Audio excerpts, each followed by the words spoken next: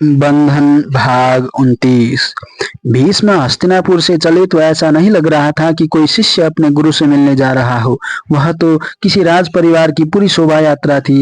राजमाता भगवान परशुराम से मिलने भी जाना चाहती थी और हस्तिनापुर में छुटे विचित्र वीर्य की चिंता भी उन्हें पर्याप्त थी। उनका बस चलता तो वे पुत्र और पुत्र वधुओं को भी साथ ही ले चलती, किंतु राजवैद्य ने इसकी अनुमति नहीं दी थी। उनका विचार था कि स्वास्थ्य की इस स्थिति में यात्रा सम्राट के लिए कष्टप्रद तो होगी ही, अस्वास्थ्यकर भी हो सकती है। विचित्र वीर्य साथ नहीं चल सकता था, इसलिए अंबिका और अंबालिका भी साथ जाकर क्या करती। किंतु पुत्र को पीछे छोड़कर जाने से पहले राजमाता ने उसकी देखभाल, सेवा शुश्रूषा तथा औषध सेवन इत्यादि का पर्याप्त प्रबंध किया। वैद्यों, परिचारिकाओं, दासियों तथा रानियों को अनेक निर्देश दिए गए और फिर राजमाता की अपनी तैयारी आरंभ हुई। भीष्म अकेले कहीं जाते हैं तो कब जाते हैं, कब लौट आते हैं, किसी को पता भी नहीं चलता। उनका आना जाना तो लगा ही रहता है, किंतु राजमाता का साथ जाना बिना सबकी आंखों में आए कैसे रह सकता था। राजपुरोहित और महामंत्री को भी भगवान परशुराम के दर्शनों का अवसर उपलब्ध हो रहा था। उन्होंने भी साथ चलने की अनुमति चाही। आगे आगे भीष्म, सत्यवती, महामंत्री विष्णुदत्त और राजपुरोहित वसुभूति के रथ थे। उनके पीछे सेवकों, सैनिकों और सामग्री से भरे हुए रथ और छकड़े थे। यह सब जैसे भीष्म की इच्छा के अनुकूल नहीं था। वे तो एक शिष्य के रूप में जाकर अपने गुरु के चरणों में बैठना चाहते थे, जैसे वे अपने आश्रमवास के दिनों में बैठा करते थे। उनकी बालकावस्था जैसे फिर से लौट आई थी, और कोई बालक यह कब चाहता कि उसके परिवार के लोग उसके और उसके गुरु के संबंधों को अपने प्रभाव या उपस्थिति से कोई और रूपाकार दे दें। जन्म के तत्काल बाद ही भीष्म को माता गंगा त्याग गई थी और पिता उद्विग्न और भ्रांत से वनों में मृगया करते घूम रहे थे। भीष्म के जीवन का वह काल विभिन्न गुरुओं के आश्रमों में ही बीता था। वैसे तो प्रत्येक राजकुमार के ब्रह्मचर्य की अवधि गुरुकुल में ही व्यतीत होती है, किंतु उनकी स्थिति भीष्म की सी नहीं होती। भीष्म राजकुमार थे, उनके माता पिता दोनों ही वर्तमान थे, किंतु उनकी देखभाल करने के लिए या उनके साथ अपना कुछ समय बिताने का अवकाश न पिता को था न माता को। माता शायद नारी स्वतंत्र पर किसी प्रकार की आंच नहीं आने देना चाहती थी, इसलिए पिता से पृथक पूर्णतः स्वतंत्र रूप में अपना जीवन व्यतीत कर रही थी, और पिता अपने मन के घाव को भरने की प्रतीक्षा में वन्य पशुओं को घाव देने में समय व्यतीत कर रहे थे। इसलिए भीष्म को आश्रम में ही रहना था, अपनी शिक्षा दीक्षा के लिए भी, और इसलिए भी कि हस्तिनापुर के राजप्रासाद में ऐसा कोई नहीं था जो उनकी प्रतीक्षा कर रहा हो। गुरु परशुराम कठोर अनुशासन के प्रतिष्ठाता थे। उनके लिए कोई भूल छोटी और कोई भूल बड़ी नहीं थी। प्रत्येक भूल मात्र एक भूल थी, इसलिए वह अक्षम्य थी। वे किसी भूल को क्षमा नहीं करते थे। एक बार किसी एक प्रिय शिष्य द्वारा अपनी भूल के लिए क्षमा याचना करने पर उन्होंने कहा था, तुम परशुराम के शिष्य हो, अपनी भूल के लिए क्षमा नहीं दंड मांगना सीखो। उन्होंने सारे आश्रमवासियों से कहा था, न्याय और सत्य का सिद्धांत यह कहता है कि यदि हम अपने धनात्मक कार्य के लिए पुरस्कार की अपेक्षा करते हैं तो अपने ऋणात्मक कार्य के लिए दंड की अवज्ञा नहीं करनी चाहिए। कर्म सिद्धांत को काट कर आधा मत करो, फल तो प्रत्येक कर्म का होगा, ऋणात्मक कर्म का भी और धनात्मक कर्म का भी। तुम एक को पुरस्कार कहते हो और एक को दंड, एक की अपेक्षा तुम्हें है, दूसरे की नहीं। प्रकृति के नियम सार्वभौमिक हैं, वे आंशिक सत्य नहीं है। परशुराम के शिष्य को सत्यवादी होने के नाते सत्य का सामना करना चाहिए। अश्व पूरे वेग से भाग रहे थे। रथ के पहियों की गड़गड़ाहट एक व्यापक निनाद के समान सारे परिवेश में छाई हुई थी। रथ के हिचकोले भी कम नहीं लग रहे थे, किंतु भीष्म जैसे अपने अतीत के साथ एक कतार हो चुके थे। उनके स्मृति पटल पर आश्रम की अनेक घटनाएं, विशेषकर गुरु से संबंधित घटनाएं अभियान पूर्वक वैसे ही छाती जा रही थी जैसे सागर की लहरें सागर बेला पर अधिकार पूर्वक अपने आप को आरोपित करती हैं। गुरु का अनुशासन कठोर था, किंतु गुरु स्वयं कठोर नहीं थे। अनुशासन के संदर्भ में वह रुक्ष हो जाया करते थे, किंतु उनके मन में कितना स्नेह था अपने शिष्यों के प्रति। आश्रमवासी विद्यार्थियों के माता पिता कभी न कभी आकर मिल जाया करते थे। कभी कभी तो कोई अपने बच्चे को ले जाया करते थे, कुछ दिन अपने साथ रखने के लिए या फिर भ्रमण के लिए, किंतु बालक देवव्रत देवव्रत के साथ तो उस सारी अवधि में एक बार भी ऐसा नहीं हुआ था। गुरु ने 2-4 बार कहा भी कि देवव्रत का मन आश्रम के जीवन से उबने लगेगा, उसे भी तो थोड़ा मनोरंजन चाहिए। आश्रम के एक रस उबाऊ जीवन में कोई तो परिवर्तन हो। किंतु जब उसके माता पिता को ही चिंता नहीं थी तो शरद ऋतु आई। गुरु और गुरु पत्नी भ्रमण के लिए तैयार हुए। वे हिमालय के मनोरम आश्रमों में जाने वाले थे। कुछ आश्रमवासी उदास भी थे।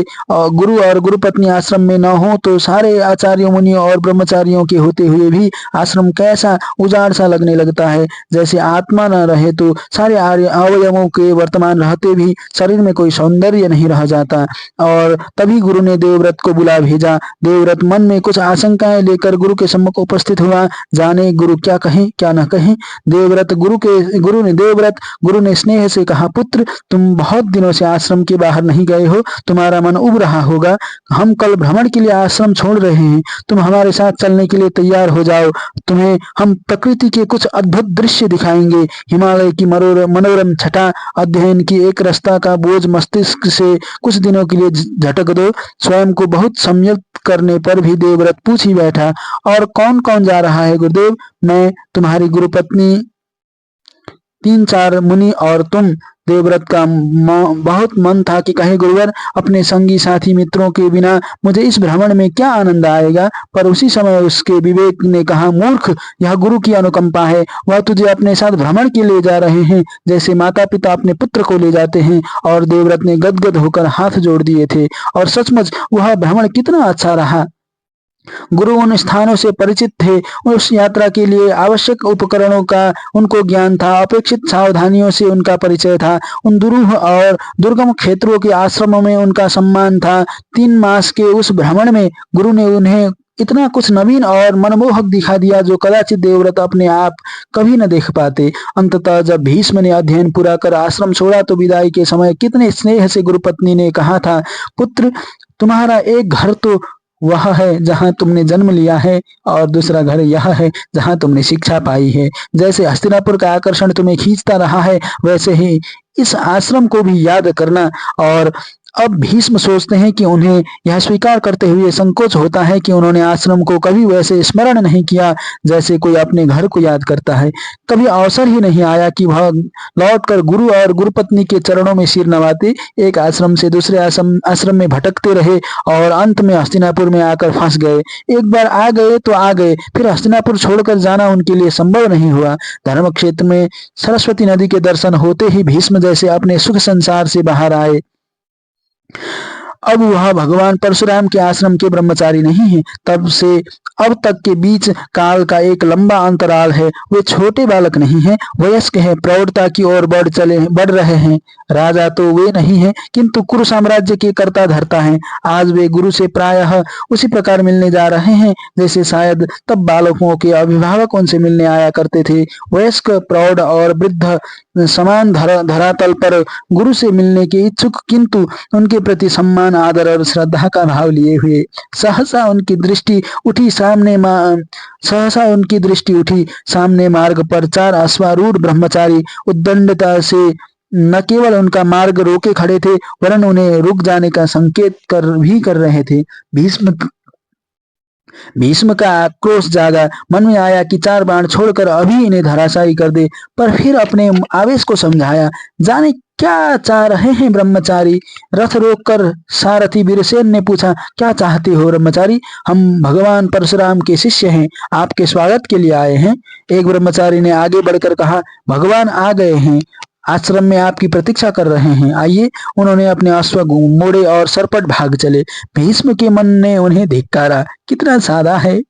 उन्होंने आज तक अपने आप को, किंतु मन का अहंकार नहीं गया, न क्रोध मिटा, न रजोगुण से मुक्ति पाई। वे उनके स्वागत के लिए खड़े थे और भीष्म उन पर बाण प्रहार करने की सोच रहे थे।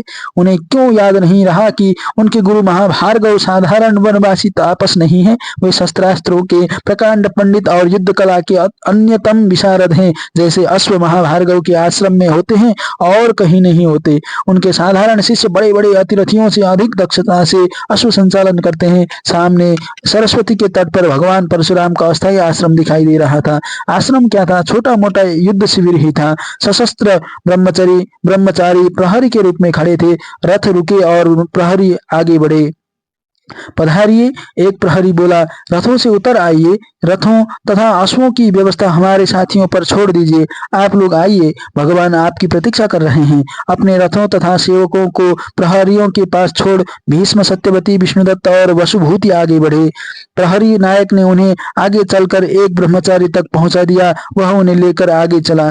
चारों ओर अस्थायी कुटीर बने थे। उनके मध्य में से होकर एक मार्ग जाता था जो आश्रम के केंद्र तक पहुंचता था। वहीं भगवान परशुराम स्वयं विद्यमान थे। भीष्म ने गुरु को देखा। जिन दिनों भीष्म ने उनके चरणों में बैठकर विद्याभ्यास किया था, उन दिनों वे युवक थे।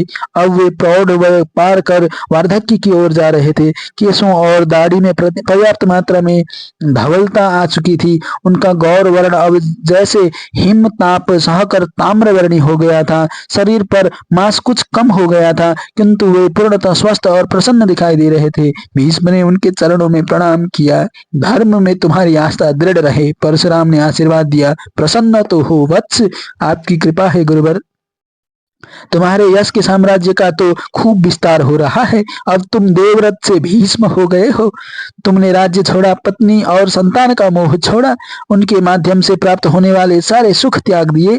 गुरु ने प्रसन्न वदन कहा, पुत्र, जैसे भोजन में से नमक और मीठा निकाल दिया जाए तो शेष स्वाद अपने आप छूट जाते हैं, वैसे ही धन और नारी का मोह छोड़ दिया जाए तो जीवन के शेष मोह तो अपने आप ही छूट जाते हैं। क्या तुम्हें ऐसा नहीं लग रहा? अभी तो इतना ही लग रहा है गुरुदेव। भीष्म बोले कि सारे राग द्वेष, जीवन के सारे भोग और स्वाद मैंने दबा रखे हैं। तनिक सा अवसर मिलते ही सब सिर उठा देते हैं। मुक्त तो अभी मैं किसी से भी नहीं हो पाया। कोई बात नहीं, परशुराम बोले, अभी बहुत समय है तुम्हारे पास। धर्म पर दृढ़ रहो। मैंने तुम्हारे धर्म की ही परीक्षा लेने के लिए तुम्हें यहाँ बुलाया है देवव्रत भीष्म। परीक्षा तो उत्तीर्ण होने का स्वर्ण अवसर है गुरुदेव। भीष्म बोले, आप आदेश दें, तनिक धैर्य रखो। परशुराम मुस्कुराए, इतने वर्षों के पश्चात तुमसे भेंट हुई है, थोड़ा सुख संवाद तो हो ले। परशुराम मुस्कुरा रहे थे, किंतु उनकी मुस्कान के मेघों के पीछे तपते हुए प्रखर सूर्य का आभास भीष्म को हो रहा था। ये तुम्हारी माता है? सत्यवती, गुरु ने पूछा। हाँ गुरुदेव, ये मेरी माता हैं। ये आचार्य वसुभूति हैं और ये हैं कुरुराज्य के महामंत्री आचार्य विष्णुदत्त।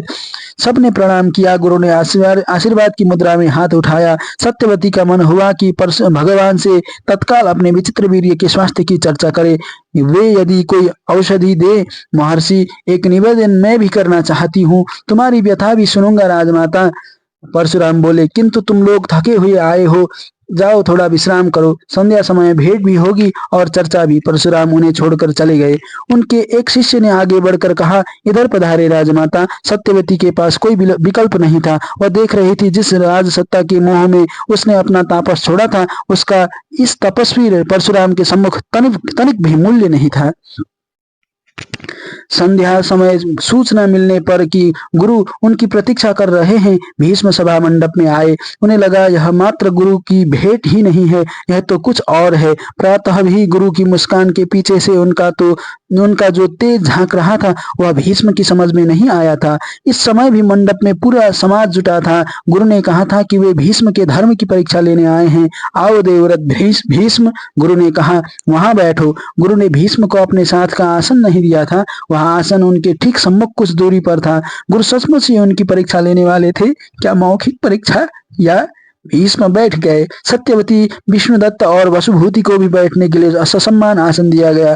ये मेरे साथ सैखावत्य ऋषि बैठे हैं, परशुराम बोले, और ये रजोगुण से देदीप्यमान है। महापुरुष है राजा होत्रवाहन। ये काशी की राजकुमारी अम्बा के नाना है। राजा को लगा उनके कानों के नीचे नगाड़े बज उठे हैं। अत्यंत दुखी और पीड़ित होकर अम्बा ने जब हस्तिनापुर त्यागा था तो वह सैखावत्य ऋषि के आश्रम में ही गई थी, और अब अम्बा के नाना का भगवान परशुराम और सैखावत्य ऋषि के साथ यहाँ वर्तमान होना, क्या अर्थ है इसका? भीष्म के मन में अनेक बवंडर एक साथ उठने लगे। गुरुवर का इस प्रकार यहाँ उपस्थित होना आकस्मिक है, या इसका भी संबंध अम्बा से ही है? क्या अम्बा के नाना किसी विशेष प्रयोजन से गुरुवर को साथ लेकर आए हैं? धर्म क्षेत्र में पवित्र सरस्वती नदी के तट पर गुरु ने कोई ऐसा आदेश दे दिया जो भीष्म के धर्म के विरुद्ध पड़ा तो? पर तभी उनके मन में बैठी गुरु की आस्था बोली, भीत पशु के समान प्रत्येक शब्द पर मत भड़क। शब्द त्रास का ही पर्याय नहीं है, शब्द तो संगीत भी होता है। गुरु ऐसा आदेश देंगे ही क्यों? गुरु का सारा जीवन धर्ममय है। उनका चिंतन, उनका कर्म, उनका जीवन, उनका सब कुछ धर्म के निमित्त है। जो फिर वे धर्म विरोधी आदेश देंगे ही क्यों? देवव्रत गुरु बोले, तुम्हारा सारा यश तुम्हारे त्याग पर आधारित है। यद्यपि संसार में असंख्य लोग बिना राज्य और बिना नारी के अपना जीवन व्यतीत करते हैं और फिर भी वे महान नहीं कहलाते, किंतु तुमने जिस प्रकार प्रतिज्ञा पूर्वक सहज उपलब्ध भोगों का त्याग किया है वह प्रशंसनीय है। यह देखकर मुझे प्रसन्नता हुई है कि तुम रजोगुण से परास्त नहीं हुए। किंतु वत्स, क्या तुमने कभी सोचा कि व्यक्ति प्रतिज्ञा क्यों करता है? मैंने तो, परशुराम ने भीष्म को अपना वाक्य पूरा नहीं करने दिया, तुमने तो प्रतिज्ञा इसलिए की थी कि तुम्हारे पिता की आकांक्षा पूर्ति के मार्ग में जो बाधा है वह हट जाए। हाँ गुरुदेव, अर्थात दूसरों के सुख के लिए, उनके हित के लिए, उसमें तुम्हारा अपना स्वार्थ तो कोई नहीं था, अपना स्वार्थ भी था। भीष्म ने संकोच बोले, मैं धर्म की ओर अग्रसर होना चाहता था। भोग धर्म का विरोधी है। मुझे अपने इस प्रतिज्ञा से, भोग से दूर रहने का अवसर मिल रहा था। मैंने उस संयोग का लाभ उठाया। अर्थात धर्म तो दूसरे के हित में ही है। उसके कारण संसार के जिन भोगों से तुम्हें वंचित होना पड़ा उन्हें भी तुमने अपना हित माना। तुम्हें अपना कष्ट भी अपना धर्म प्रतीत हुआ। जिसे सारा संसार वंचित होना कहता है, तुमने उसे ही अपनी उपलब्धि माना। भीष्म चुपचाप गुरु की ओर देखते रहे। जाने गुरु की यह तर्क श्रृंखला उन्हें किस निष्कर्ष तक ले जाए। कहीं वे भीष्म के लिए कोई जाल तो नहीं बुन रहे हैं। तो भीष्म, गुरु पुनः बोले, इतना तो निश्चित है कि तुमने अपने जीवन में धर्म के इस तत्व को तो ग्रहण किया ही है कि सांसारिक दृष्टि से परहित करते हुए तुम अपना स्वार्थ नहीं देखोगे। और गुरु ने अपनी बात रोककर शिविर के पृष्ठभाग की ओर से आती हुई अम्बा का स्वागत किया। आओ बेटी। भीष्म के मन में जैसे कोई विस्फोट हुआ। तो यह भी यही है। अब उन्हें और अनुमान लगाने की आवश्यकता नहीं है। सारी स्थिति पूर्णतः स्पष्ट हो चुकी थी। यह सारा समारोह इसी का है। यह अपने नाना होत्रवाहन के पास गई होगी। वे उसे लेकर शैखावत्य ऋषि के पास पहुंचे होंगे और शैखावत्य ऋषि ने भीष्म से अपनी बात मनवाने का एकमात्र मार्ग देखा होगा, गुरु का आदेश। अम्बा ने सब लोगों को नमस्कार किया और नतमस्तक बैठ गई। वत्स भीष्म, परशुराम ने कहा, प्रत्येक कन्या के पिता की इच्छा होती है कि वह उपयुक्त वर खोजकर अपनी कन्या उसे सौंप दे। अम्बा के पिता ने भी यही कामना की थी। तुमने स्वयंवर मंडप में से उसका हरण किया तो तुमने उसके साथ विवाह क्यों नहीं किया? ब्रह्मचर्य के पालन की अपनी प्रतिज्ञा के कारण स्वयंवर में यह घोषणा क्यों नहीं की? भीष्म कुछ अटपटा से गए। किंतु मेरी प्रतिज्ञा की घोषणा स्वयं काशीराज के चारण ने की थी। तुमने उस घोषणा से सहमति प्रकट नहीं की, वरन तुमने अपनी ओर से घोषणा की कि तुम राजकन्याओं का हरण कर रहे हो। परशुराम बोले, इसका अर्थ यह भी तो हो सकता है कि तुम उस सूचना से सहमत नहीं थे, अतः उसका विरोध करने के लिए राजकन्याओं का हरण कर रहे थे।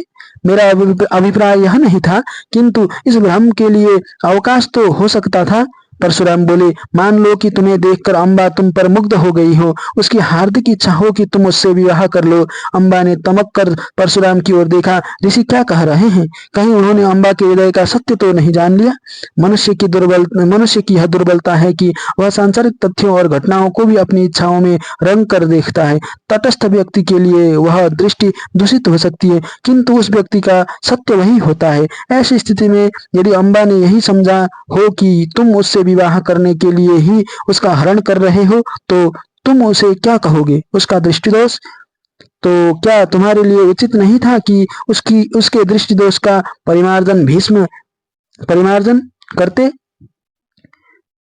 तो क्या तुम्हारे लिए उचित नहीं था कि उसके दृष्टिदोष का परिमार्जन करते? भीष्म कुछ देर चुपचाप बैठे रहे और फिर धीरे से बोले, गुरुदेव, स्वयंवर की उत्तेजना में संभवतः मेरे मन में यह बात नहीं आई। क्या मेरे संदर्भ में मानवीय दुर्बलता के लिए आप तनिक भी अवकाश नहीं छोड़ेंगे?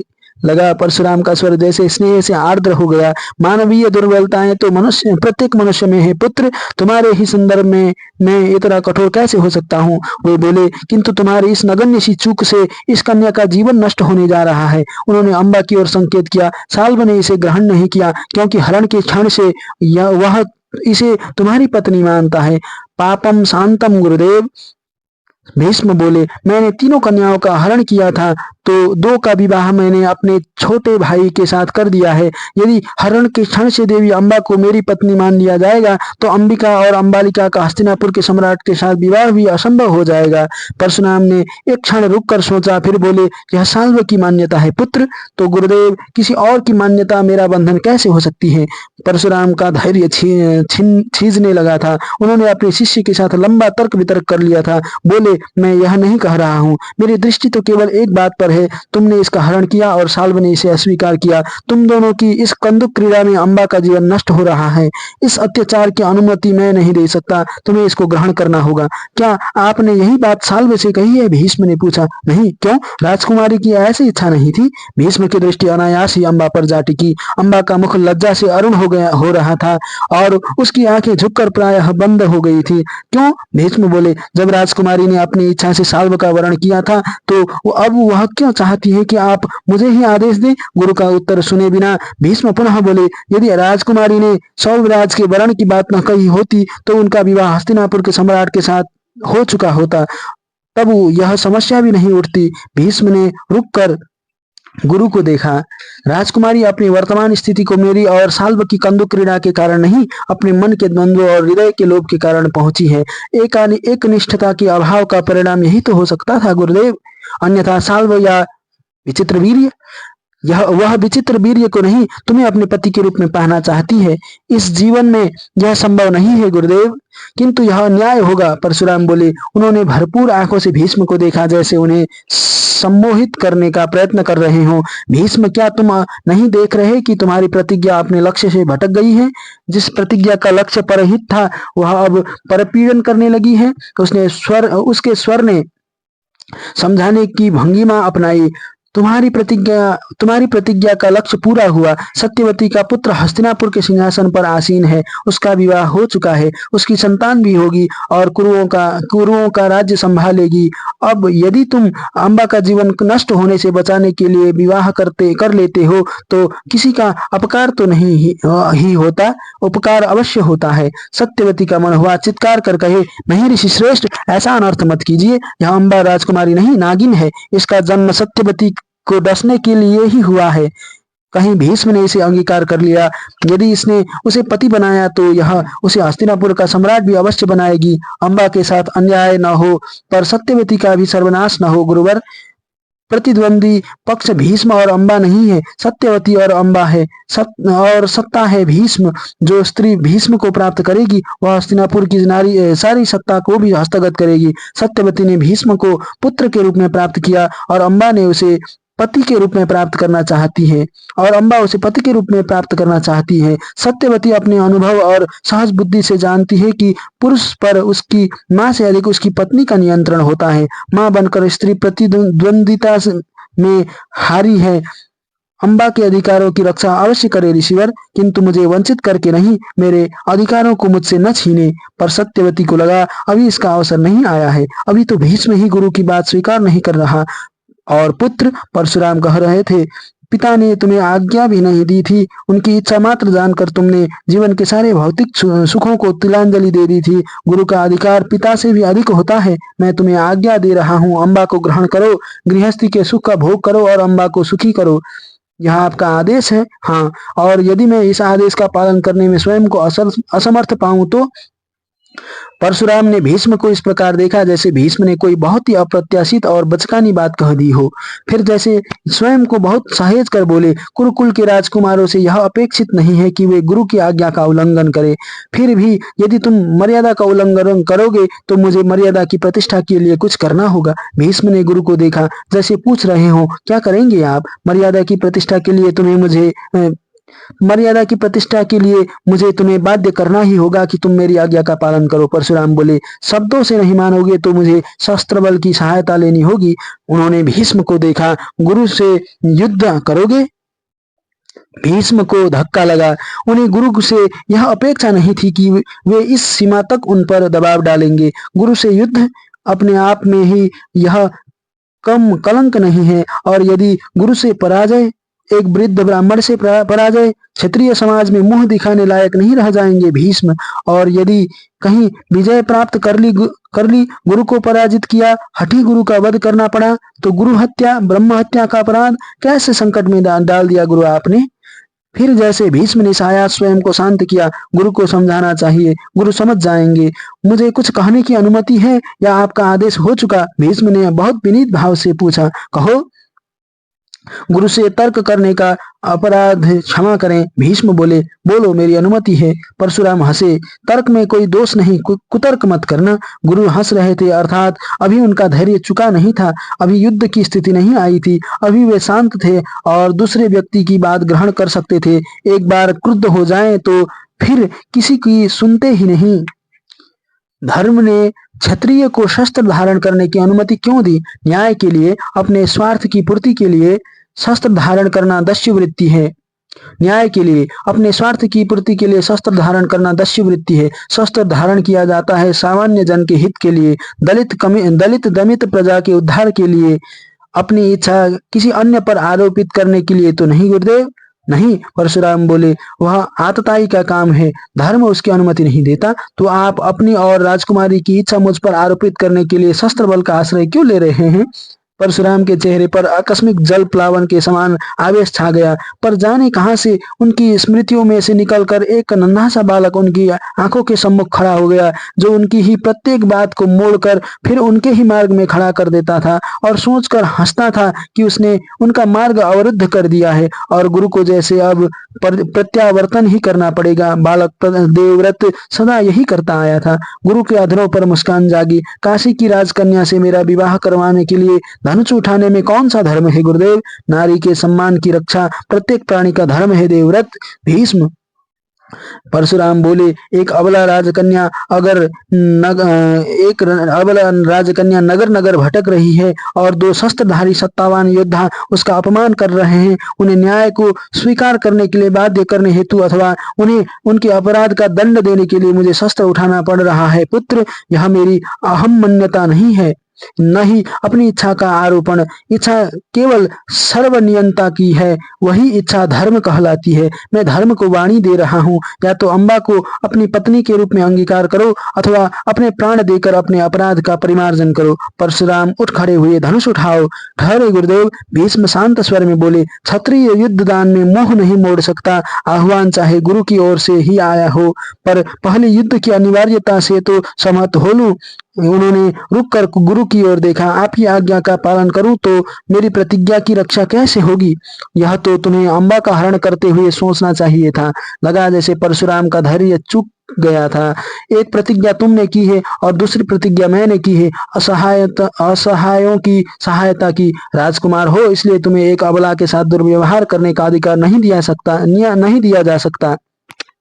समाज के उच्च वर्ग की स्वेच्छाचारिता से मैं पहले ही बहुत पीड़ित हूँ। और सहसा वे क्षण भर के लिए रुककर नए आवेश के साथ बोले, तुम तो मेरे शिष्य हो। तुम पर विशेष दायित्व है कि तुम निर्बल और असहाय लोगों की सहायता करो। तुम नारी की मर्यादा की रक्षा न करो, यह मैं कैसे संभव होने दूंगा? जिनका कोई रक्षक नहीं, उनका रक्षक मैं हूँ। मैं आपकी प्रतिज्ञा से परिचित हूँ। भीष्म बोले, नारी की मर्यादा की रक्षा के आपके आदेश का भी पालन होगा। काशी की राजकन्या कुरुकन्या के रूप में हस्तिनापुर में आश्रय पा सकती है। नहीं, अम्बा का स्वर चित्कार भरा था। मुझे आश्रय का अभाव नहीं है। आप लोगों की अनुमति से एक बात में मैं भी कहना चाहूंगा। होत्रवाहन ने सारे वार्तालाप में पहली बार अपना मुख खोला। यह न समझा जाए कि अम्बा सर्वथा अनाथ है और उसे कोई आश्रय चाहिए। वह अपने पिता के पास लौट सकती है, मेरे पास रह सकती है, शैखावती ऋषि के आश्रम में रह सकती है। प्रश्न उसके जीवन की सार्थकता और सम्मान का है। पिता अथवा नाना के घर जीवन को व्यतीत करने में किसी भी युवती के जीवन की सार्थकता नहीं है। उसे अपना मन भावन पति मिले ताकि उसका यौवन सार्थक हो और संतति के रूप में उसके जीवन का विकास हो, यह आवश्यक है। उन्होंने भीष्म को देखा। प्रश्न यह है कि क्या कुरु राजकुमार उसे पत्नी के रूप में अंगीकार करने को प्रस्तुत हैं? यदि हाँ, तो मुझे कुछ कहना ही नहीं है, और यदि नहीं तो अम्बा का जीवन नष्ट होगा। ऐसी स्थिति में कुरु राजकुमार एक संभावनापूर्ण महत्वाकांक्षी जीवन नष्ट करने के अपराधी हैं। उसके लिए उन्हें दंडित होना होगा। होगा। बोलो भीष्म। परशुराम कुछ व्यग्र होकर बोले, अम्बा को भार्या के रूप में अंगीकार करते हो, अपनी प्रतिज्ञा के कारण असमर्थ हो तो धनुष उठाओ। किंतु मैं दोषी नहीं हूँ गुरुदेव। भीष्म के दाहिने हाथ ने धनुष उठाया और साथ ही मैं गुरु हत्या का अपराध नहीं करना चाहता। परशुराम ने ये वाक्य उपेक्षा भरे कानों से सुने। उन्होंने धनुष साधा, लगा कि वे बाण छोड़ेंगे। भीष्म उनके सामने खड़े थे। उन्होंने भी धीरे से अपने धनुष की प्रत्यंचा चढ़ाई। न परशुराम का ब्रह्म तेज उन्हें डिगा पाया था, न छात्र तेज। भृगुश्रेष्ठ सहसा जाबाली बोले, क्या युद्ध अनिवार्य है? हाँ। दोषी भीष्म ही है? हाँ। क्या भीष्म का वध करने से अन्याय का प्रतिकार हो जाएगा? और कोई विकल्प नहीं है। राजकन्या की मनोकामना पूर्ण हो जाएगी। परशुराम को लगा अभी तक उनके असमंजस ने उन्हें छोड़ा नहीं है। वे न्याय के लिए भीष्म का वध कर रहे हैं या अपने सिद्धांतों में बंधकर अम्बा की कामना पूर्ति का साधन बन रहे हैं। और सहसा राजमाता सत्यवती उठकर आई और हाथ जोड़कर परशुराम के सामने खड़ी हो गई। ऋषिवर, धर्म क्या है यह आप जानते हैं। मैं तो एक अबोध सांसारिक स्त्री हूँ, किंतु इतना आश्वासन तो मैं भी आपको दे सकती हूँ कि अम्बा का जीवन व्यर्थ नहीं जाएगा। मैं उसकी सास बनने को भी प्रस्तुत हूँ और माँ भी। वह चाहे तो विचित्र वीर्य से विवाह कर मेरी पुत्र वधु बन जाए, हस्तिनापुर की साम्राज्ञी, या चाहे तो मेरी पुत्री बन जाए। यदि वह इन दोनों में से कुछ भी स्वीकार नहीं करती तो वह असहाय नहीं है, वह अनाथ नहीं है। वह विनाश का हठ ठाने हस्तिनापुर को ध्वस्त करने वाली कृत्या है। और आप न्याय की आस्था लिए अपनी सांसारिक अव्यवहारिकता में नारी मन को समझे बिना उसके उपकरण बन रहे हैं। क्या आप नहीं देख पा रहे हैं कि वह भीष्म की कामानुरागिनी है और इससे कम में वह कहीं समझौता नहीं करेगी। वह न्याय के लिए नहीं, वासना के लिए हट कर रही है। मैं तो आपसे विचित्र वीर्य का जीवन मांगने आई थी और आप मुझसे भीष्म को भी छीन रहे हैं। परशुराम अवाक से सत्यवती को देखते रहे और फिर जैसे कुछ चिंतित हो गए। उनका धनुष शिथिल होता दिखाई दिया और तभी भीष्म बोले, जैसे लोहे को गर्म देखकर उस पर समय से प्रहार कर लेना चाहते हो गुरुवर, मैं राजकुमारी का अपराधी नहीं हूँ। उसने स्वयं अपने मुख से सल्व के प्रति अनुराग और वरण की बात कही। वह स्वयं अपना प्राप्य छोड़कर चली गई। परशुराम ने अम्बा की ओर देखा। कुछ कहना चाहती हो राजकुमारी? ऋषि श्रेष्ठ, मुझे भी दुर्बलता के एक क्षण का समाधान मिले। अम्बा बोली, दुर्बलता के उस क्षण में मैं भीष्म प्रतिज्ञा को लौह प्राचीर मान विचित्र वीर्य से बचने के लिए साल्व के पास चली गई थी। तब भी मन में कहीं था कि शायद वह मेरी चपलता थी, किंतु साल्व की अस्वीकृति ने मेरे सम्मुख अपनी स्थिति तथा कामना दोनों को स्पष्ट कर दिया। एक बात मैं भी कहूँ महर्षि? हस्तिनापुर के वृद्ध महामंत्री विष्णुदत्त बोले, अनुमति है, कहें ब्राह्मण देव। परशुराम बोले, मैं जल्दी में नहीं हूँ, आज सब की सुनकर ही निर्णय करूंगा। हस्तिनापुर का साम्राज्य और कुरुओं का राजवंश तो महाराज कुमार भीष्म के बाहुबल पर ही टिका है। हस्तिनापुर का साम्राज्य और कुरुओं का राजवंश तो महाराज कुमार भीष्म के बाहुबल पर टिका ही है। इस समस्त प्रदेश के लोगों की धर्म के प्रति आस्था भी शांतनुनंदन भीष्म के आधार पर ही टिकी है। उन्होंने रुककर परशुराम को देखा। महाभार्गव, यद्यपि भीष्म के विवाह से सबसे अधिक प्रसन्नता व्यक्तिगत रूप से मुझे ही होगी, किंतु आप बताएं कि यदि भीष्म ने अपनी प्रतिज्ञा तोड़ दी तो आर्यावर्त का सामान्य जन किसके वचन पर विश्वास कर पाएगा? यदि अपनी प्रतिज्ञा पर टिके रहने के लिए भीष्म आप जैसे धुरंधर से दंडित होंगे तो प्रजाजन की धर्म में आस्था की रक्षा कौन करेगा? परशुराम अब तक द्विविधाग्रस्त थे, अब वे चिंताग्रस्त हो गए। चिंता ने जैसे उनकी ऊर्जा को निचोड़ लिया था, कर्म बाधित हो गया था। थोड़ी देर में वे अम्बा से संबोधित हुए, राजकुमारी, क्या चाहिए तुम्हें? लोक धर्म, लोकहित और मर्यादा की रक्षा करते हुए अपने जीवन का सम्मानजनक समाधान, या भीष्म? अम्बा ने निर्द्वंद्व स्वर में कहा, भीष्म मेरा है, हस्तिनापुर का राज्य मेरा है, उससे कम मुझे कुछ भी स्वीकार्य नहीं है। परशुराम की आंखें भीष्म की ओर उठी। इस जन्म में तो यह संभव नहीं है गुरुदेव। भीष्म की स्वर में पीड़ा थी। अम्बा की आंखों में अश्रु आ गए। तो मेरे लिए तुम्हें दूसरा जन्म लेना पड़ेगा। तुम्हारा यह जीवन या तो मेरा होकर रहेगा या समाप्त कर दिया जाएगा। परशुराम की आंखों में से अनिर्णय और असमंजस के जाल मिट गए। चेहरे पर स्पष्टता की द्युति आई। यह तो धर्म याचना नहीं, काम याचना है। परशुराम ने असहाय जन को न्याय दिलाने की प्रतिज्ञा की थी। कामनाओं के बवंडर में भटकते लोगों की इच्छाओं के पूर्ति के लिए मैं शस्त्र नहीं उठा सकता। तो अम्बा उनकी ओर देख रही थी। तुम अपना प्रयत्न किसी और माध्यम से चलाए रखो राजकुमारी। परशुराम बोले, मैं अब तुम्हारी कोई सहायता नहीं कर पाऊंगा। होत्रवाहन, परशुराम ने अम्बा के नाना को संबोधित किया, तुम राजकुमारी को अपने साथ ले जाओ। परशुराम आज एक महा अपराध से बच गया है। भीष्म, अम्बा का स्वर थरथरा रहा था। मैं अपना जीवन तपस्या में दग्ध कर दूंगी ताकि तुम्हारा यह जीवन जो मेरा नहीं हो सका नष्ट हो सके। मुझे दुखी होगा राजकुमारी, मरूंगी भी तो यह कामना लेकर कि अगले जन्म में तुम्हारे इस शरीर को नष्ट कर दूं जो तुम्हारी सीमा है। हमारे मिलन में विघ्न स्वरूप खड़ा तुम्हारा यह शरीर जितनी जल्दी विलीन हो जाए उतना ही अच्छा। अम्बा उठकर खड़ी हो गई। न्याय मांगने से नहीं मिलता, वह तो प्राप्त करना पड़ता है। अम्बा ने किसी की ओर नहीं देखा, वह सिर झुकाए जैसे इस अस्थायी आश्रम से बाहर जाने के लिए चल पड़ी। होत्रवाहन ने एक क्रुद्ध दृष्टि भीष्म पर डाली और शायद उसकी वही दृष्टि परशुराम की ओर भी मुड़ती, किंतु कुछ सोचकर वह रुका और उठकर अम्बा के पीछे पीछे चला गया। भीष्म की दृष्टि बहुत दूर तक अम्बा का पीछा करती रही। अम्बा बहुत दुखी थी, इसमें कोई संदेह नहीं। भीष्म उनके लिए स्वयं को दोषी नहीं मानते, किंतु अम्बा के दुख के निमित्त तो वे थे ही। वह कैसे कह सकते थे कि अम्बा के दुख से उनका कुछ भी लेना देना नहीं था। पर यह सब क्या था? उन्होंने अम्बा को अंगीकार किया होता तो वे अवश्य कर्म बंधन में बंध गए होते, किंतु क्या वे पूरी दृढ़ता से कह सकते हैं कि उसे त्याग कर वे मुक्त हो गए हैं? क्या इस त्याग के फलस्वरूप अम्बा ने उन्हें ऋणात्मक रूप से ही सही बांध नहीं लिया है? अम्बा का ऋण तो उन पर है ही, उन्हें उसका ऋण तो चुकाना ही होगा। उसके दुख का प्रतिकार या उसे स्वयं को शांत करने का अवसर तो देना ही होगा। पिता ने ठीक ही कहा था, ग्रहण ही नहीं त्याग भी एक कर्म होता है। उसका कर्म का भी फल होता है। वह कर्म भी व्यक्ति को बांधता है। भीष्म ने अपने लिए तो कुछ नहीं चाहा था, उन्होंने तो मात्र पिता के प्रति अपना धर्म निभाना चाहा था। पिता की इच्छा पूर्ण करने के लिए जिसे माता बनाकर ले आए, उस सत्यवती की इच्छा का सम्मान वे कैसे न करते। और माता सत्यवती की इच्छा पूरी करते करते वे अम्बा की इच्छा के जाल में कहां से आ फंसे। यद्यपि उन्होंने अम्बा की इच्छा पूरी नहीं की, उसके जाल में वे बंधे नहीं, पर क्या सचमुच नहीं बंधे? क्या कह गई है यह अम्बा? यह जन्म, अगला जन्म, क्या वे पूर्ण विश्वास के साथ कह सकते हैं कि वे अम्बा के साथ जन्म जन्मांतर के लिए बंध नहीं गए? भीष्म का मन कोई स्पष्ट उत्तर देने की स्थिति में नहीं था।